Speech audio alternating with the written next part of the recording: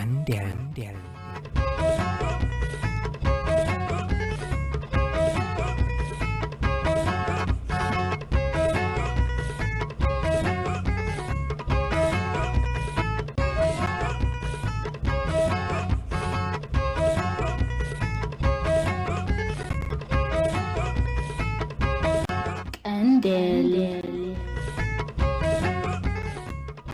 ኢድካ ናይዘይ ምእታው ፖሊሲ ቻይና ኣብ 1955 ዞኢን ላይ ዝተባህለ ቻይናዊ ጀነራል ሃገሩ ኣብ ውሽጣዊ ጉዳይ ካልኦት ሃገራት ኢዳ ከተእቱ የብላን ዝብል ሓሳብ ኣምፂኡ ከም ፖሊሲ ኮይኑ ድማ ጸደቐ። እዚ ፖሊሲ እዚ ኣብ ግዜ መሪሕነት ማኦ ብዙሕ ግዜ ተጣሒሱ እዩ። ቻይና ካብ 1949 ክሳብ 1978 ኣብ ኩናት ሂንዲ፣ ሩስያ፣ ኮርያ፣ ኣሜሪካን ሕቡራት ሃገራትን ገጢማ ኣብ 1979 ድማ ዶብ ጥሒሳ ናብ ቪየትናም ኣትያ ነይራ። ድሕሪ ሞት ማኦ ግን እዚ ጠሓሲ ፖሊሲ ንልዕሊ 60 ዓመታት ኣይተዘውተረን። ትሕተ ቅርፂ ካብ 1976 ጀሚራ ቻይና ብቁጠባ እንዳዓበየት ክትመጽእ ጀሚራ ምስ ማሕበረሰብ ዓለም ድማ ብቁጠባ ፖለቲካን ባህልን ክትዋሳእ ግዲ ኾና ኣብ 2013 ሺ ጂንፒንግ ናብ ስልጣን ምስ መጸ ምትእስሳር ብትሕተ ቅርፂ ዝብል ናይ ወፃኢ ፖሊሲ ድማ ኣወጀ። እታ ሃገር ከኣ ኣብ ሃገራት ደቡብ ኣሜሪካ፣ ኣፍሪቃን ኤስያን ከኣ ኣዝዮም ሰፋሕቲ ማዕርፎ ነፈርቲ፣ ወደባት ሓይሊ ኤሌክትሪክ፣ ድልድላት፣ ሓዲድ ባቡር፣ ጽርግያታትን መራኸቢታትን ሃነጸት። በዚ መንገዲ ምስ ልዕሊ 140 ሃገራት ተኣሳሰረት። ልዕሊ $1 ትሪልዮን ገንዘብ ድማ ብልቓሕ ዘርጋሐት። ወረራ እዚ ናይ ቻይና ናይ ኣህጉራዊ ዝምድናታት መንገዲ ግን ኣብ ብዙሓት ምሁራት ሓንፀፅቲ ፖሊስን ተዓዘብትን ናይተን ተለቃሕቲ ሃገራት ጥርጣረ ክፈጥር ጀሚሩ። ቻይና ንድኻታት ሃገራት ናብ መግዛእቲ ተእትወናላ ዝብል ሕቶ ኣለዓዒሉ። ብፍላይ ንኣፍሪቃ ብቁጠባ ንግዲ፣ ወፍሪ ትሕተ ቅርፂ፣ ዲፕሎማሲ፣ ቋንቋን ባህልን ትጸምዳላ ዝብል ምጉት ተላዕለ። ቻይና ኣብ ውሽጣዊ ጉዳይ ሃገራት ኢዳ ኣይተእቱን እያ።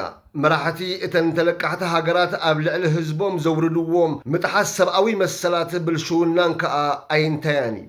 እዚ ኣካይዳ እዚ ንብዙሓት ድኻታት ህዝብታት ሳልሳይ ዓለም ዝጐድእ ንውልቀ መለኽቲ ድማ ዝጠቅም እዩ።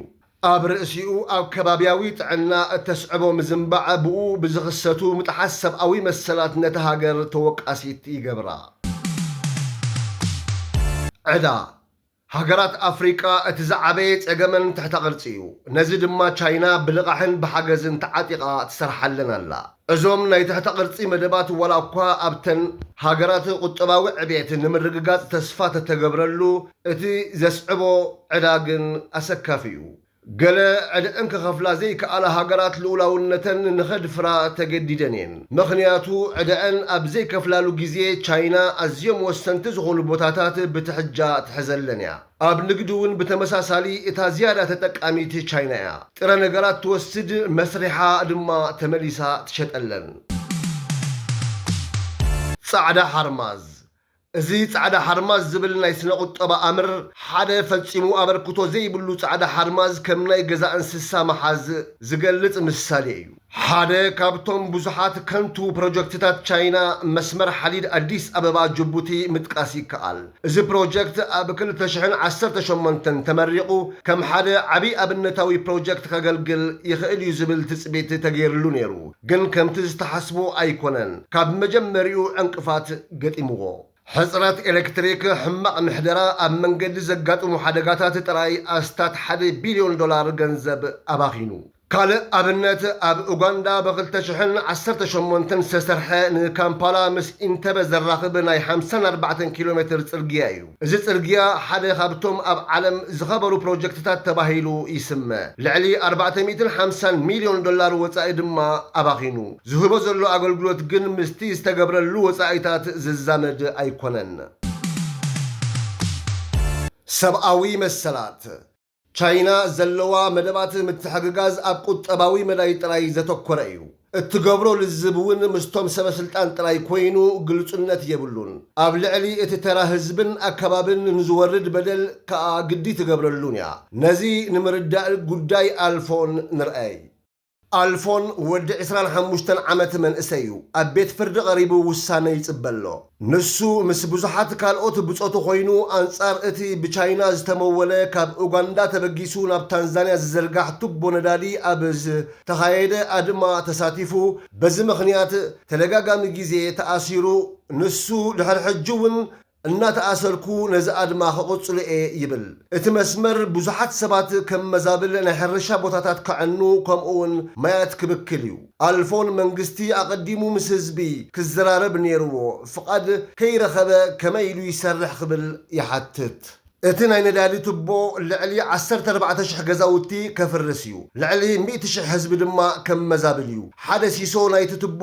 ቀላይ ቪክቶርያ ሰንጢቑ ይሓልፍ ንብከላ ድማ የቃልዕ ኣብ ዓድና ብዙሕ ሰብ መሬቱ ተመንዚዑ እዩ መንግስቲ መጺኡ ተለዓሉ ኢሉ እዩ ዘባረና ንሕና ነዚ ኣድማ እነካይዶ እቲ ዝገብርዎ ተግባር ህዝቢ ዝጎድእ ምዃኑ ክፈልጡ ስለ ዘለና ኢና ይብል ኣልፎን ሊብያ እቲ ኣብ ጉዳይ ካልኦት ሃገራት ኢድካ ክትኦቱ የብልካን ዝብል ፖሊሲ ቻይና ንህዝቢ ተንድኻታት ሃገራት ጥራይ ዘይኮነ ንቻይና እውን ዝቐጽዓሉ ግዜ ኣሎ ኣብ 2010 ከም ኣብነት ሃገራት ዓረብ ብናዕቢ ክናወፃ ጀመራ ቻይና ከዓ ፈጺማ ኣብ ኩሉ ኢዳ ኣየእተወትን ሊብያ ከዓ ሓንቲ ካብተን ብህውከት ዝተናወፃ ሃገራት ኮነት ኣብቲ ሃገር ብዙሓት ናይ ቻይና ኩባንያታት ነይሮም ልዕሊ 30,000 ቻይናውያን ሰራሕተኛታት ድማ ነይሮም ቻይና ከዓ ብሚልዮናት ዶላራት ዝግመት ገንዘብ ከሲራ መትከላት ክትጥሕስ ድማ ተገደለት ንመጀመርያ ግዜ ድማ ብዘይተለምደ ውሳኔ መዓመር ቀዛፊ ብሓይሊ ኔቶ ክህረም ኣድመፀት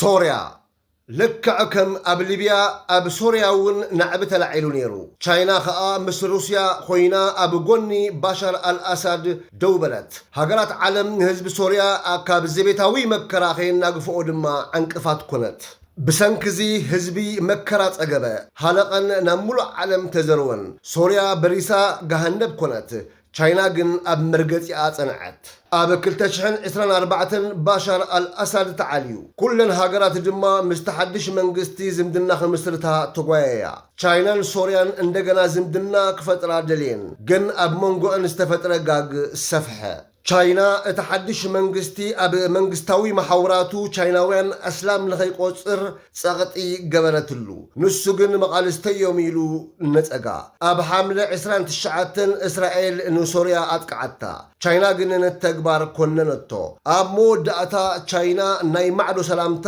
ዝበሃል ዲፕሎማሲ ክትክተል ጀሚራ ቁጠባዊ ምትሕግጋዝን እገዳን ዘይብሉን